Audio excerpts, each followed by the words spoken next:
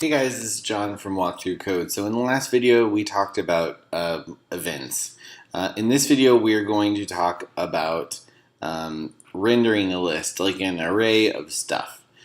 So here we're going to clean this up just a little bit because we don't really need too much of this anymore and we don't want to alert anymore.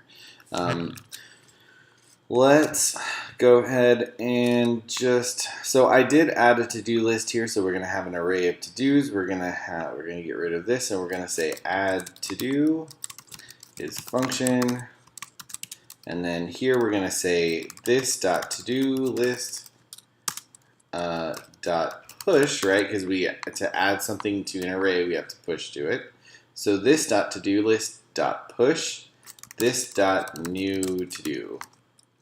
And so we are going to go in here and just call this new to do because it's just semantically better, and that's just kind of the way to go. So we're going to bind this v model to new to do, and we'll save that. And then we're going to change this to add to do. So here we will start off by doing a little bit of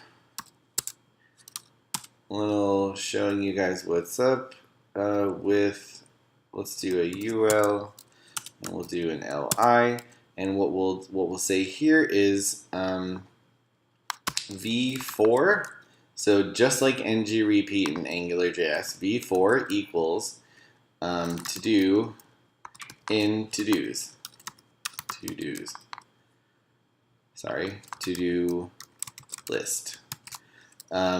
And then within here, we're going to put to do, and that will go ahead and just print that out for us. So let's see what we can make happen here. We'll say get milk. Click here, and that adds it. Then we can say walk the dog, and click here, and that adds it to the array. We can also say clean the house, and so that works. So you guys get the point. We can actually do something else too. Instead of using just to do, if we wanted to access the index and the stuff like that, we could say, let me double check what it is. I was literally just there. Item and index. Okay, so then we go here and we say item index, and so we can say item dash index. And so if we refresh and then we start saying get milk, click here, we can say walk dog, and so not only does it show us the index, but it also shows us the value or the current item that it's at.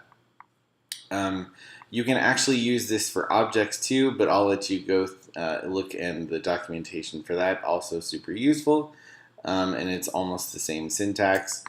That's essentially it. If you go through the documentation, there's also a ton of other things that's worth looking. Again, phenomenal documentation. Yeah, here's the object.